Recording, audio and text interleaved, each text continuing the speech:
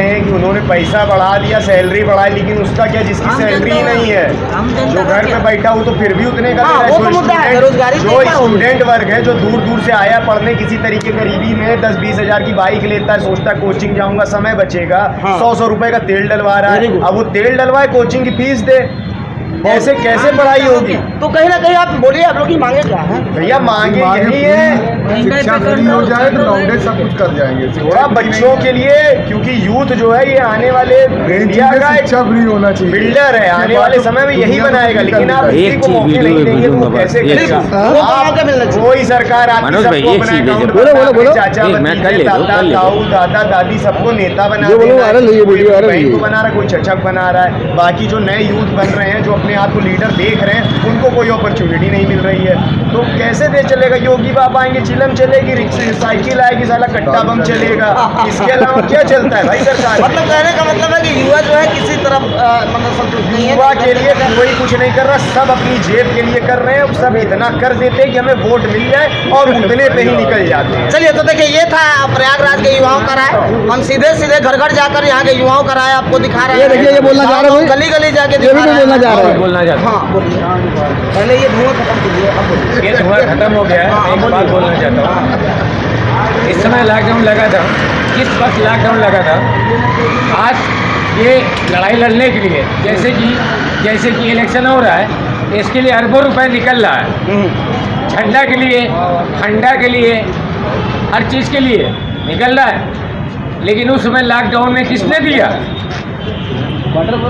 किसने दिया? युवा सरकार ने दिया। किस सरकार ने दिया? बीजेपी ने दिया।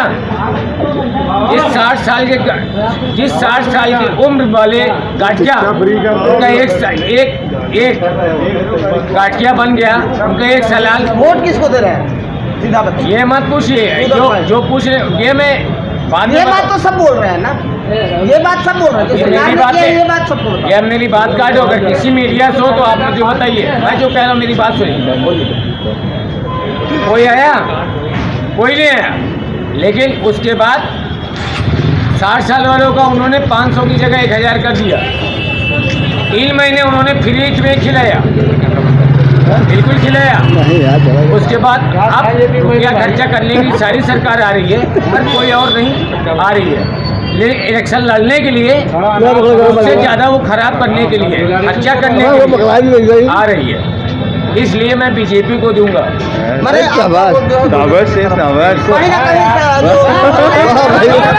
बिल्कुल 100% और 101%। तो जैसा कि आप देख रहे हैं, ये प्रयागराज के लोग थे, कुछ युवा थे, और इनकी बातों को मैंने सुनाया। कई लोग युवा जो है बेरोजगारी के मुद्दे पर नाराज चल रहे हैं, फिर भी ये बात कह रहे हैं कि सरकार से हम लोग खिलाफ नहीं है, हम लोग सरकार से अपनी मांगे रख रहे हैं, और सरकार कहीं ना कहीं जो युवा है उनके पक्ष में अपनी बात को रखे। हर तरह से लोगों का मिजाज है, लेकिन लोगों का कहना एक ही है कि इस बार जो है ठीक है बीजेपी सरकार। और जहाँ तक देखे तो अखिलेश यादव जी जो हैं, सब समाजवादी पार्टी, वो भी कमर कस कर फील्ड में उतर गई है। जैसा कि आप देख रहे हैं, अभी हम लोग हैं प्रयागराज में, और ये प्रयागराज का बहराना है। और जैसा कि देख रहे हैं, हमारे साथ बहुत सारे युवा हैं हमारे सामने। आइए बारी बारी से हम बात करते हैं कि आखिर यूपी की राजनीति में, खासकर देखिए इलाहाबाद जो है पूरे देश के राजनीति का केंद्र रहा है, पंडित नेहरू जी की धरती रही है, और भी बहुत सारे जो मशहूर नेता हैं इन्हीं गलियों में आगे चल के मशहूर हुए हैं। तो आइए सबसे पहले हम प्रयागराज के लोगों का राय जानते हैं कि आखिर चुनावी सभा को लेकर के लोगों का क्या मत है और किस पर लोग मोहर लगाने जा रहे हैं। क्या नाम है सर आपका? राहुल पांडे। पांडे जी, ये बताइए कितने दिनों से रहते हैं इलाहाबाद? मुझे 32 साल।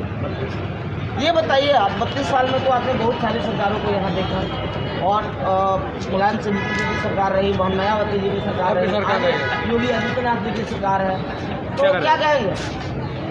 सरकार कोई भी हो, कोई काम नहीं आएगी जनता की। एक तो बाबा जी हैं, तो जिसको आप बीजेपी कहेंगे वो बाबा जी हैं, तो बाबा जी सरकार चलाने लायक होते हैं, तो यानी मठ में जाना चाहिए, सरकार चला पाएंगे। इन्हों तो कह रहे हैं कि 1000 बुलडोजर और बनाए, उनको बुलडोजर में मंगा लीजिएगा क्या? गरीब भी केवल लगा सकते हैं, वो कुछ नहीं कर सकते। हमें बड़े लोगों पर कुछ नहीं, बड़े लोग क्या आम आदमी नहीं कर सकते। चलिए देखिए, और भी हमारे साथ युवा हैं, युवाओं की भी अपनी समस्या है। कहीं ना कहीं विपक्ष जो है एक तरफ बेरोजगारी का मुद्दा उठा रहा है, दूसरी तरफ देखा जाए तो महंगाई का मुद्दा उठा रहा है, और सबसे पहले हम इन्हीं से बात करते हैं। आज जो राजनीति है वो युवाओं के इर्द गिर्द कहाँ चल रही है? क्या नाम है?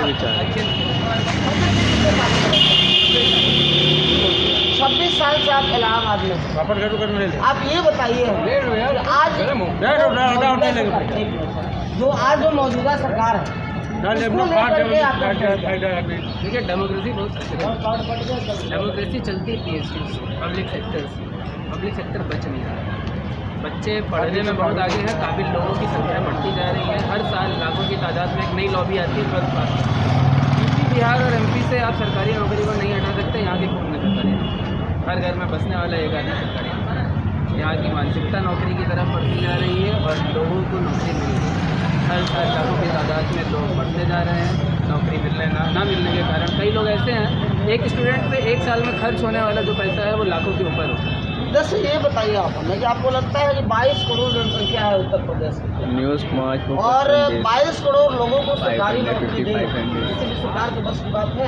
सरकारी आंकड़े हैं नहीं ना। 22 करोड़ जनसंख्या है, आप मान लेते हैं, लेकिन 2.7% किसी भी एरिया की पॉपुलेशन को गवर्नमेंट जॉब देने के लिए ही DSP बनी जाती है, DPSP जिसे कहते हैं, directive principle of state policy. लेकिन 2.7% लोग जो है वो कहाँ मिल रही है गवर्नमेंट जॉब?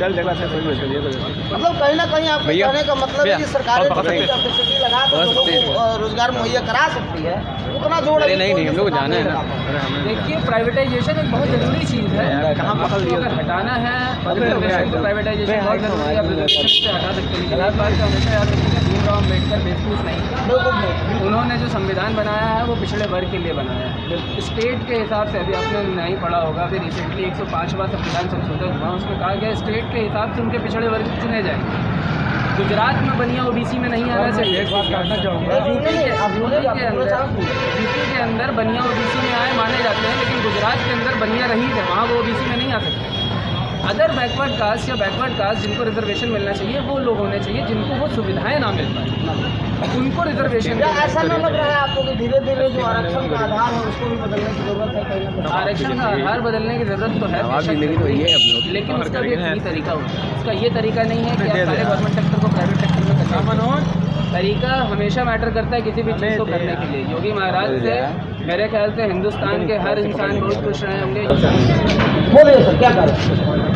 भाई का कहना जैसे 2% से बेरोजगारी जब इनकी सरकार आई थी, अब हो गई 26% बेरोजगारी।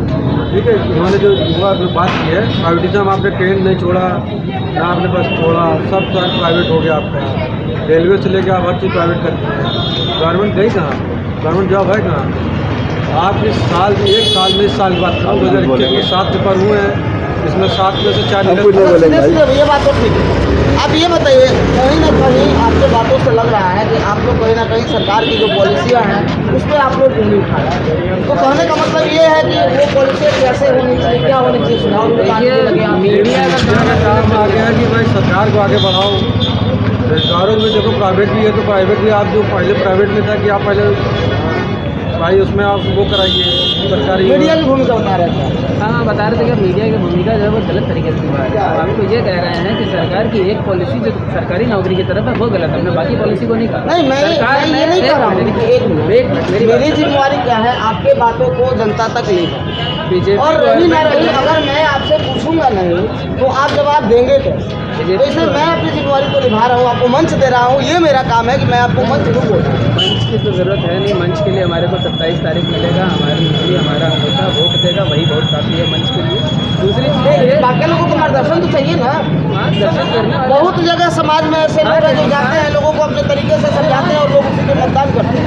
तो आप जैसे युवाओं का मत उन लोगों के लिए तो जरूरी है ना। हर इंसान अपनी तरह की चीज़ा को समझता है। लोगों को लगता है कि सरकारी नौकरी नहीं होनी चाहिए, लोगों को लगता है प्राइवेट सेक्टर में ज़्यादा काम है, लोग ज़्यादा अच्छा पैसा कमा सकते हैं। लेकिन कोरोना जब आया था ना, उस टाइम पे लोगों को पता चल गया था कि सरकारी नौकरी की ताकत क्या है। लोगों को जिस समय पैसे की ज़रूरत थी उस समय सिर्फ गवर्नमेंट एम्प्लॉयज़ के पास। मतलब कहीं ना कहीं कोरोना काल में जो सरकार ने काम किए, देखिए हमारे साथ एक और युवा है, हम इनसे भी बात करते हैं। सर एक बात, आइए।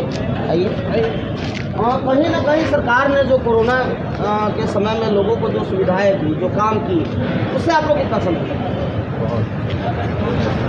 हम बात करते हैं हमारे गरीबों की हमारे प्रदेश में, और कुछ लोगों से मैं डायरेक्ट टच में हूँ जो वो बताते हैं कि उनको कैसे सुविधाएं मुहैया हुई इस कोरोना काल में। जो राशन वितरण हुआ वो और भी प्रदेश हैं उनमें वो सुविधाएं नहीं मिली, तभी लोग पलायन करके अपने प्रदेश में अपने मुख्यमंत्री के पास वापस आए। तो अगर देखा जाए तो कुछ ये दिक्कतें हैं, जैसे बेरोजगारी की समस्या है, वो मेरा हक है।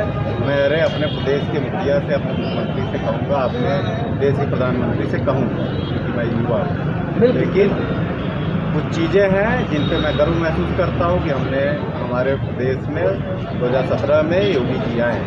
जैसे एक को बता दीजिए, कानून व्यवस्था, सड़कें, हमारे प्रयागराज की सड़कें देखिए। प्रयागराज 2017 से पहले 2017 से पहले कुछ और था, आज 2017 में जब आए योगी जी उसके बाद से कुछ और है। आज की सड़कें, आप कोई भी आता है बाहर से वो कहता है मतलब कि इसमें समझा प्रयागराज जाए कि जो उत्तर प्रदेश के युवा हैं वो कहीं ना कहीं बेरोजगारी के मुद्दे पर एक सरकार से नाराज चल रहे हैं, लेकिन बाकी सारे जो मुद्दे हैं बाकी उसमें सारे बिल्कुल देखिए, मैं सरकार के साथ हैं। आपको मैं अभी भी एक बात बता रहा हूँ कि बीजेपी गवर्नमेंट से लोग नाराज़ कितना भी हैं, वोट उन्हीं को देंगे। मैं खुद भी नाराज़ हूँ, लेकिन मैं वोट उन्हीं को दूंगा। कारण ये कि हमारी उम्मीद उनसे है। हम नौकरी के बिना शायद जीने में थोड़ी दिक्कत होगी, अपनी बातें लेकिन जिस तरह इसलिए कह रहे हैं जिससे कि वो समस्याएं उन तक पहुँचे वो सॉल्व है। और वो solve ये नहीं है कि हम बीजेपी गवर्नमेंट के अगेंस्ट हैं। हम खुद बीजेपी गवर्नमेंट को वोट देने वाले 27 तारीख नहीं, यहाँ पे देखिए अपने स्टैंड को क्लियर करने की बात है, चाहे बात नहीं, बीजेपी की तरफ हो या कुछ बहुजन कहना समाज पार्टी चाहेंगे की हो या वो समाजवादी कहिए पार्टी की। लेकिन बीजेपी के सपोर्ट में अगर किसी कोई खिलाफ ना हो तो उससे बोलिए, सुधार। प्रेस वाले हैं ना, उससे बोलिए। सरकार से आपकी अपेक्षाएं। 2017 में बीजेपी को चुनने का कारण यही था कि लोगों की उम्मीद जो थी बीजेपी से। चलिए हमारे साथ एक और यहाँ के नागरिक हैं। ये भाई साहब बोलने जा रहे हैं। चलिए हम लोग चले चला जाए भाई साहब। थोड़ा बोलिए।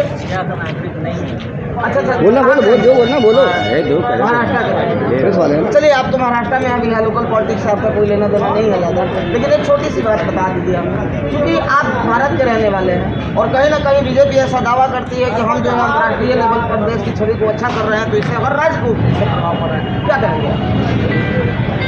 तो सबके ऊपर होते, लेकिन महंगाई के ऊपर क्या, महंगाई जो बढ़ रही है। एक बात बताइए, आपकी सैलरी अगर 5,000 थी तो 50 रुपये में चीज़ें मिल जाया करती, और सैलरी अगर 50,000 हो गई तो अगर चीज़ों की कीमत 500 रुपये भी हो गए तो क्या महंगाई कहेंगे? हाँ, 50,000 का दिया था। अब बहुत पहले से तो ग्रोथ हुए है ना भाई, 7 पे कमीशन आ गया, लोगों को मिलने लगा है, तो कहीं ना कहीं इनकम तो बढ़े हैं। आम जनता का क्या? अरे भाई